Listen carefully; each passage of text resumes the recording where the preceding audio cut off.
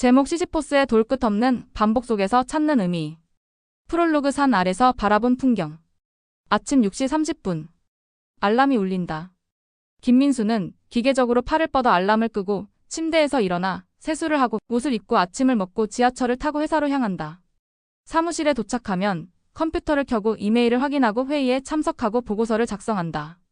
오후 6시가 되면 퇴근하고 집에 돌아가 저녁을 먹고 TV를 보거나 핸드폰을 만지작거리다가 잠든다. 그리고 다음날 똑같은 일상이 반복된다. 민수는 문득 생각했다. 내가 매일 굴리는 이 일상이라는 돌은 언제쯤 산 정상에 도달할까? 그때 민수는 몰랐다. 자신이 바로 현대판 시시포스라는 것을. 그리고 그 깨달음이 그의 삶을 완전히 바꿀 것이라는 사실을. 1장 코린토스 왕의 교만. 시시포스는 누구였을까? 그리스 신화 속 시시포스는 코린토스의 왕이었다. 그는 영리하고 교활했지만 동시에 오만했다. 죽음의 신 타나토스를 사슬로 묶어 세상의 죽음이 사라지게 만들었고 신들을 여러 번 속였다. 심지어 자신이 죽었을 때도 아내에게 제사를 지내지 말라고 해서 명계에서 다시 지상으로 돌아오는 꾀를 부렸다. 그의 교만함은 결국 신들의 분노를 샀다. 제우스는 시시포스에게 영원한 형벌을 내렸다. 거대한 바위를 산 정상까지 굴려 올리는 것. 하지만 바위가 정상에 도달하기 직전 바위는 다시 산 아래로 굴러떨어진다. 시시포스는 다시 산 아래로 내려가서 그 바위를 다시 밀어 올려야 한다. 영원히. 왜 하필 바위였을까? 신들이 시시포스에게 바위를 굴리게 한 이유는 무엇일까? 단순한 고통이라면 다른 형벌도 얼마든지 있었을 텐데. 바위는 무겁다. 움직이지 않으려 한다. 한 번 힘을 빼면 다시 아래로 굴러떨어진다. 그리고 무엇보다 바위는 아무 말이 없다. 시시포스의 노력에 대해 어떤 반응도 보이지 않는다. 그저 묵묵히 거기 있을 뿐이다. 현대인들도 각자의 바위를 굴리고 있다. 어떤 이에게는 그것이 업무일 수도 있고 어떤 이에게는 인간관계일 수도 있고 어떤 이에게는 꿈과 현실 사이의 괴리일 수도 있다. 김민수에게 그 바위는 의미 없는 반복이었다. 2장 현대의 시시포스들. 우리는 모두 시시포스다. 2024년 서울 강남구의 한 오피스텔. 김민수 32세는 마케팅 회사의 대리다. 대학을 졸업하고 취업한 지 벌써 7년. 처음에는 열정이 있었다. 좋은 캠페인을 만들어서 사람들에게 감동을 주고 싶었고 언젠가는 자신만의 회사를 차리는 꿈도 있었다. 하지만 현실은 달랐다. 매일같이 쏟아지는 단순 반복 업무들. 클라이언트의 터무니없는 요구사항들. 야근과 주말 근무. 그리고 무엇보다 이게 과연 의미가 있는 일일까? 라는 회의감. 민수는 매일 아침 지하철에서 똑같은 풍경을 본다. 피곤에 절은 사람들이 스마트폰을 들여다보거나 졸고 있다. 모두들 어딘가로 가고 있지만 정말로 자신이 원하는 곳으로 가고 있는 사람은 몇 명이나 될까? 회사에서 옆자리에 앉은 박 과장은 올해로 15년 차다. 그는 민수에게 말했다. 민수야, 처음엔 다 그래. 나도 너처럼 이게 뭔가 싶었어. 하지만 시간이 지나면 익숙해져. 그냥 월급 받고 사는 거지 뭐. 박 과장의 얼굴에는 체념이 스며 있었다. 그는 이미 자신의 바위와 화해한 사람이었다. 아니, 정확히는 포기한 사람이었다. 하지만 민수는 달랐다. 그는 아직 포기하고 싶지 않았다. 다른 시시포스들의 이야기. 민수의 대학 동창 이지혜 31세는 간호사다. 그녀에게 바위는 돌봄의 무게였다. 매일 환자들을 돌보지만 어떤 환자는 나아지고 어떤 환자는 떠난다. 그리고 새로운 환자들이 들어온다. 끝없는 순환. 지혜는 때때로 생각했다. 내가 아무리 정성을 다해 돌봐도 결국 모든 사람은 죽는다. 그럼 이 돌봄에 무슨 의미가 있을까? 하지만 그녀는 계속 일했다. 환자의 손을 잡아주고 약을 나눠주고 밤새 지켜보았다. 왜냐하면 그 순간순간이 누군가에게는 전부였기 때문이다. 민수의 또 다른 친구 최연우 33세는 스타트업을 운영한다. 그에게 바위는 실패의 두려움이었다. 새로운 서비스를 출시하고 실패하고 다시 시작하고 또 실패하고. 투자자들의 차가운 시선과 직원들의 불안한 눈빛을 견디며 계속 도전한다. 현우는 민수에게 말했다. 형, 사업이라는 게 정말 시시포스 같아. 바위를 거의 정상까지 올렸다 싶으면 갑자기 굴러떨어져. 그럼 다시 처음부터 시작해야 해. 그럼 왜 계속해? 민수가 물었다. 글쎄, 바위를 굴리는 그 자체가 삶인 것 같아서. 3장 카미의 깨달음. 부조리한 세상에서 살아가기. 민수는 어느 날 서점에서 알베르 카미의 시시포스 신화를 발견했다. 프랑스의 철학자이자 소설가였던 카미는 이 책에서 놀라운 주장을 한다. 시시포스를 행복하다고 상상해야 한다. 처음 이 문장을 읽었을 때 민수는 이해할 수 없었다. 영원히 무의미한 노동을 반복하는 사람을 어떻게 행복하다고 할 수 있을까? 카미는 설명한다. 인간의 삶은 본질적으로 부조리하다. 우리는 의미를 찾으려 하지만 우주는 침묵한다. 우리는 영혼을 원하지만 죽음이 기다린다. 우리는 이해하려 하지만 세상은 이해할 수 없는 것들로 가득하다. 하지만 바로 그 부조리를 인정하는 순간 우리는 자유로워진다. 더 이상 외부의 의미를 찾으려 하지 않고 자신만의 의미를 만들어간다. 시시포스가 산을 내려가는 시간. 카미가 주목한 것은 시시포스가 바위를 다시 찾아 산을 내려가는 그 시간이다. 바위가 굴러떨어지고 시시포스가 천천히 산을 내려가는 그 순간.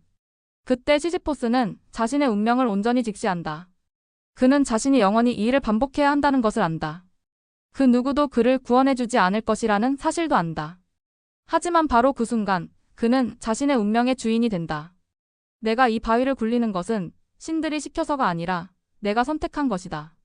그 깨달음의 순간 형벌은 창조가 된다. 의무는 자유가 된다. 시시포스는 자신의 바위를 사랑하게 된다. 민수는 책을 덮고 생각에 잠겼다. 내 삶의 바위는 무엇일까? 그리고 나는 그것을 어떻게 받아들일 수 있을까? 사장 바위를 사랑하는 법. 의미는 만들어지는 것. 다음날 아침 민수는 평소와 같이 출근했다. 하지만 무언가 달랐다. 똑같은 지하철, 똑같은 사무실, 똑같은 업무. 하지만 민수는 그것들을 다른 눈으로 보기 시작했다. 지하철에서 만난 할머니가 짐을 들고 계셔서 민수는 자리를 양보했다. 할머니는 고마워하며 손자 이야기를 들려주었다. 그 5분간의 대화가 민수에게는 새로운 의미로 다가왔다. 사무실에 도착해서 컴퓨터를 켰을 때 평소라면 오늘도 이런 일을 해야 하나라고 생각했을 텐데 이번엔 달랐다. 이 일을 통해서 오늘 내가 무엇을 배울 수 있을까? 누구에게 도움이 될 수 있을까? 점심시간에 민수는 지혜에게 전화를 걸었다. 지혜야, 너는 간호사 일을 하면서 힘들지 않아? 물론 힘들지. 하지만 어제 한 할아버지가 퇴원하시면서 내 손을 꼭 잡고 고맙다고 하시더라. 그럴 때면 아, 이래서 내가 이 일을 하는구나 싶어. 그런 순간들이 자주 있어? 자주는 아니야. 하지만 그 순간들 때문에 다른 모든 순간들이 견딜만해져. 민수는 깨달았다. 지혜는 이미 자신만의 방식으로 바위를 사랑하고 있었던 것이다. 작은 반항들. 카미는 시시포스의 반항에 주목했다. 시시포스는 신들의 뜻에 순종하지만 동시에 반항한다. 어떻게? 그 과정을 온전히 자신의 것으로 만들어버림으로써. 민수도 작은 반항을 시작했다. 매일 똑같은 보고서를 작성해야 하지만 그 안에 자신만의 작은 창의성을 넣었다. 데이터를 더 명확하게 정리하고 클라이언트가 이해하기 쉽게 설명을 추가했다. 누가 시킨 것도 아니고 특별히 평가받을 일도 아니었지만 그 자체가 민수에게는 의미였다. 회의에서 늘 형식적인 발언만 하던 민수는 진정으로 도움이 될 만한 아이디어를 제안하기 시작했다. 처음에는 무시당하기도 했지만 점차 동료들이 귀를 기울이기 시작했다. 퇴근 후에는 평소 집에서 TV만 보던 민수가 온라인 강의를 들었다. 업무에 직접적으로 도움이 되는 것은 아니었지만 새로운 지식을 배우는 것 자체가 즐거웠다. 이 모든 것들이 민수의 바위였다. 하지만 이제 그는 그 바위를 밀어 올리면서 미소를 짓고 있었다. 오장 동료 시시포스들과의 연대. 혼자가 아니라는 깨달음. 민수가 변화하기 시작하면서 주변 사람들도 달라지기 시작했다. 아니, 정확히는 민수의 눈에 그들의 다른 면이 보이기 시작했다. 박 과장이 15년 동안 똑같은 일을 반복한다고 체념적으로 말했지만 사실 그는 신입 사원들을 세심하게 챙기고 있었다. 그의 바위는 후배 양성이었던 것이다. 겉으로는 무덤덤해 보였지만 그는 자신만의 방식으로 그 바위를 사랑하고 있었다. 회사 청소를 담당하는 김이모는 매일 새벽 5시에 출근해서 사무실을 깨끗하게 정리한다. 어느 날 민수는 김이모와 대화를 나눴다. 이모님, 매일 이런 일 하시느라 힘드시죠? 힘들긴 하지만 내가 치운 사무실에서 젊은 사람들이 열심히 일하는 모습을 보면 뿌듯해요. 내 아들도 어딘가에서 누군가의 도움을 받으며 일할 텐데 그 생각을 하면서 일해요. 김이모의 바위는 깨끗한 공간 만들기였다. 그리고 그녀는 그 바위를 자부심으로 굴리고 있었다. 서로의 바위를 이해하기. 민수는 현우와 다시 만났다. 이번에는 현우의 이야기를 다르게 들었다. 형, 나 또 실패했어.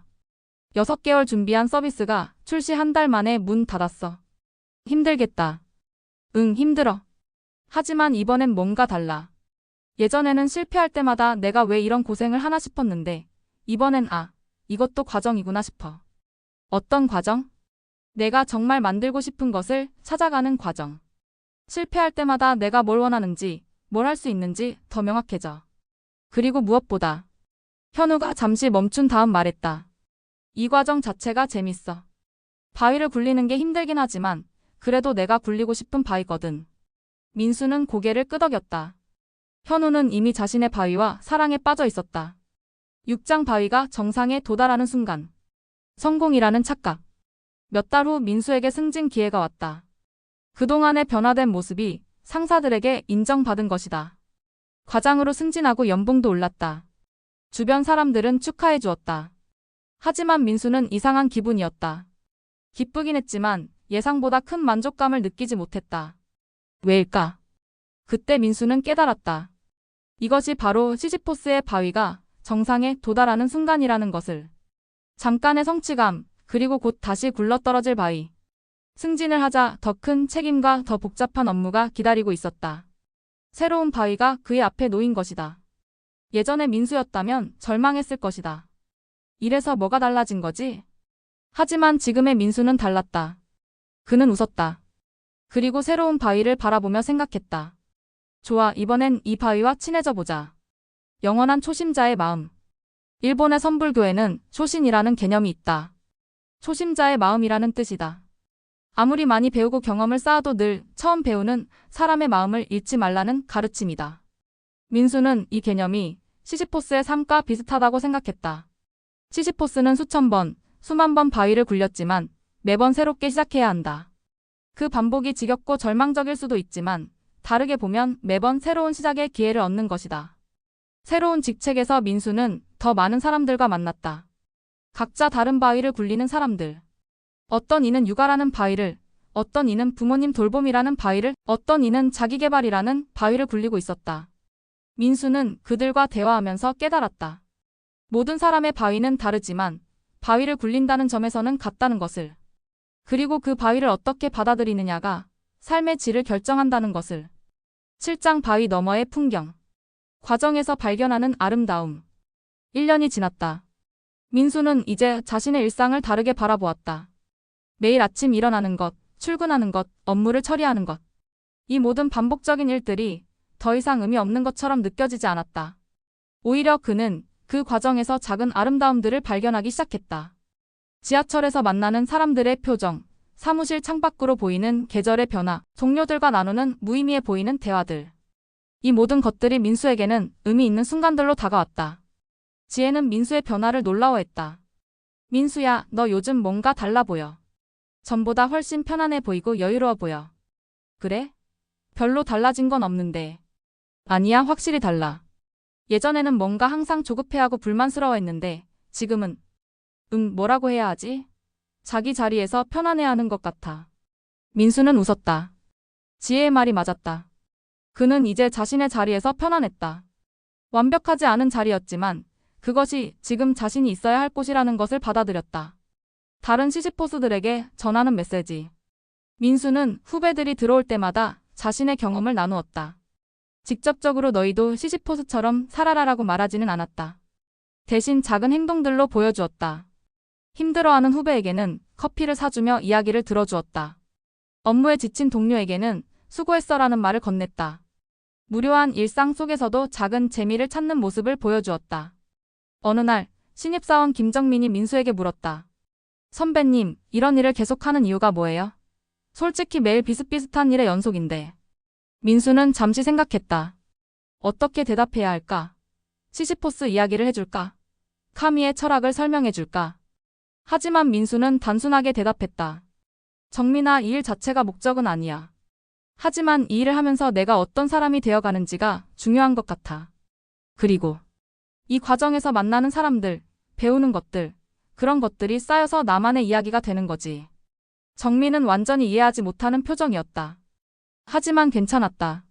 민수도 처음에는 이해하지 못했으니까. 8장 시시포스의 미소.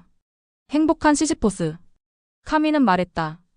시시포스를 행복하다고 상상해야 한다. 이제 민수는 그 말의 의미를 알 것 같았다. 행복은 목적지에 도착했을 때 오는 것이 아니다. 행복은 여행하는 과정에서 찾는 것이다. 바위를 정상까지 굴려 올리는 그 순간순간에서 찾는 것이다.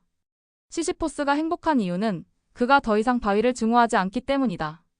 그는 바위를 자신의 운명으로 받아들이고 그 운명을 사랑하게 되었다. 바위의 무게도 산의 가파름도 영원히 반복되는 과정도 이제는 그의 일부가 되었다. 민수도 마찬가지였다. 그의 일상은 여전히 반복적이었다. 매일 아침 일어나고 출근하고 일하고 퇴근하는 것. 하지만 그 안에서 그는 자신만의 의미를 만들어냈다. 어떤 날은 동료에게 도움이 되는 조언을 해주었고, 어떤 날은 새로운 것을 배웠고, 어떤 날은 그냥 평범한 하루를 감사하게 보냈다. 모든 날이 특별할 필요는 없었다. 평범한 날들도 그 자체로 의미가 있었다. 바위와 함께 춤을. 민수는 이제 자신의 바위와 춤을 춘다고 생각했다. 처음에는 서투르고 어색했지만 점점 리듬을 맞춰가고 있었다. 바위가 무겁긴 하지만 그 무게감 때문에 오히려 안정감을 느꼈다. 바위가 굴러떨어지긴 하지만 그 덕분에 새로운 시작의 기회를 얻었다. 어느 금요일 저녁 민수는 회사 옥상에 올라갔다. 서울의 야경이 펼쳐져 있었다. 수많은 불빛들, 그 불빛 하나하나가 누군가의 삶이었다. 그들 모두가 각자의 바위를 굴리고 있을 것이다. 민수는 미소를 지었다.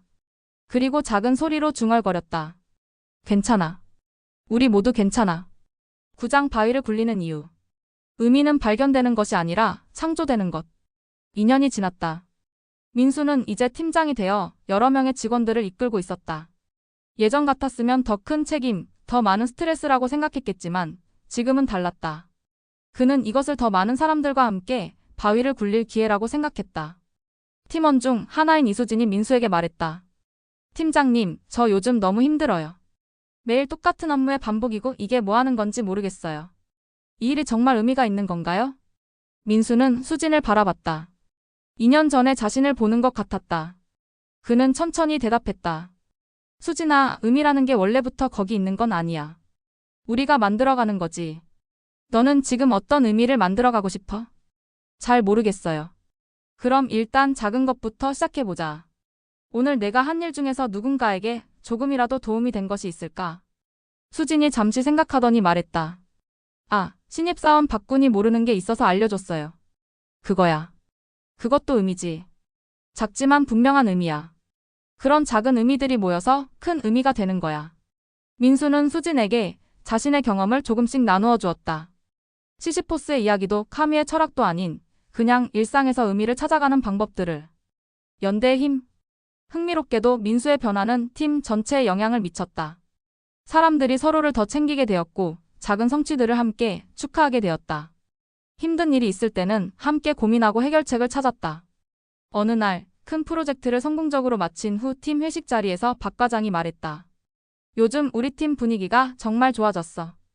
예전에는 각자 자기 일만 하느라 바빴는데 지금은 뭔가 함께하는 느낌이야. 수진도 끼어들었다. 맞아요. 혼자 힘든 줄 알았는데 다른 분들도 비슷한 고민을 하시는 걸 알고 나니까 덜 외로워요. 민수는 생각했다. 시시포스가 혼자 바위를 굴렸다면 현대의 시시포스들은 함께 굴릴 수 있다는 것이 다른 점이었다. 각자의 바위는 다르지만 그 과정을 함께 나눌 수 있었다. 10장 다음 세대의 시시포스들에게 전수되는 지혜. 민수는 이제 신입사원 교육을 담당하게 되었다. 매년 새로운 얼굴들이 들어왔다. 열정에 가득 찬 눈빛, 미래에 대한 불안, 현실에 대한 실망. 모든 감정이 뒤섞인 얼굴들. 민수는 그들에게 성공하는 법이나 빨리 승진하는 방법을 가르치지 않았다. 대신 일상에서 의미를 찾는 법을 보여주었다. 여러분, 이 일이 여러분의 전부가 될 필요는 없어요. 하지만 이 일을 하는 동안 여러분이 어떤 사람이 되어가는지는 중요해요. 매일매일이 여러분을 만들어가는 재료거든요. 어떤 신입사원은 이해하는 눈빛을 보였고 어떤 신입사원은 의아해했다. 그것도 괜찮았다.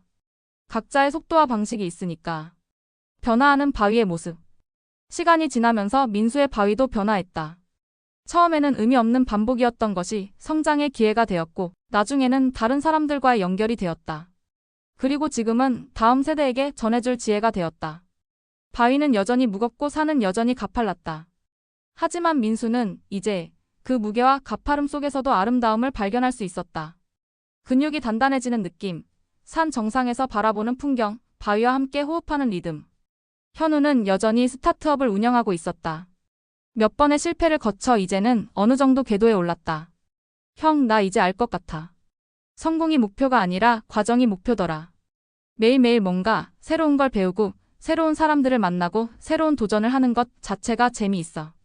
지혜는 병원에서 수간호사가 되었다. 그녀는 이제 어린 간호사들을 가르치고 있었다. 처음에는 환자를 치료하는 것이 목표였는데 이제는 좋은 간호사를 키우는 것도 내 목표가 되었어.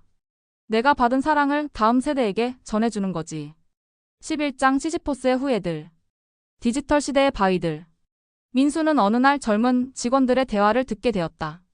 그들은 SNS의 좋아요 개수, 유튜브 구독자 수, 온라인 게임의 레벨업에 대해 이야기하고 있었다. 처음에는 요즘 젊은이들은 참 이라고 생각하려다가 민수는 깨달았다. 그들도 각자의 바위를 굴리고 있다는 것을.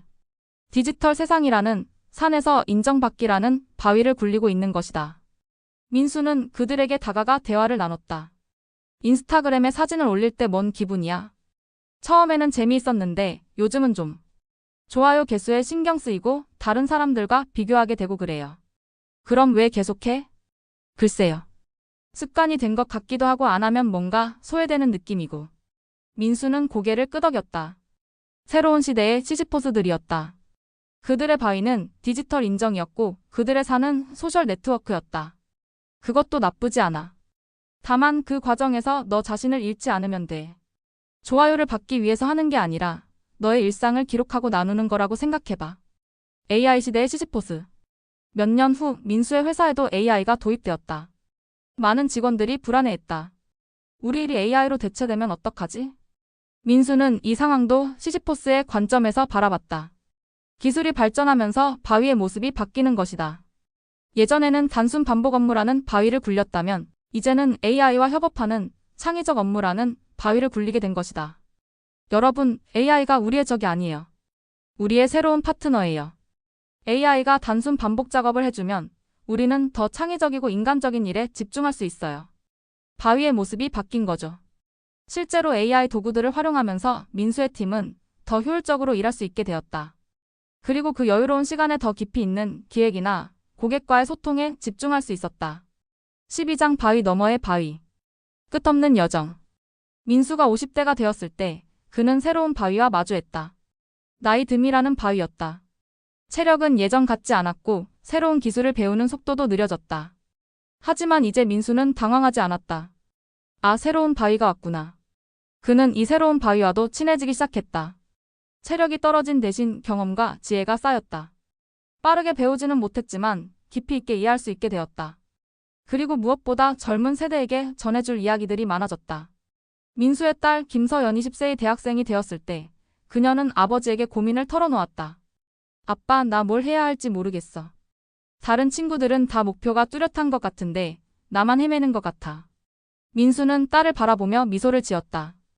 20대의 고민 그 또한 하나의 바위였다. 그는 딸에게 시시포스의 이야기를 들려주었다. 물론 딸이 이해하기 쉽게 바꿔서. 서연아, 인생에는 정답이 없어. 중요한 건 내가 어떤 길을 선택하든 그 길에서 의미를 찾아가는 거야. 목적지보다 여행하는 과정이 더 중요해. 세대를 잇는 바위.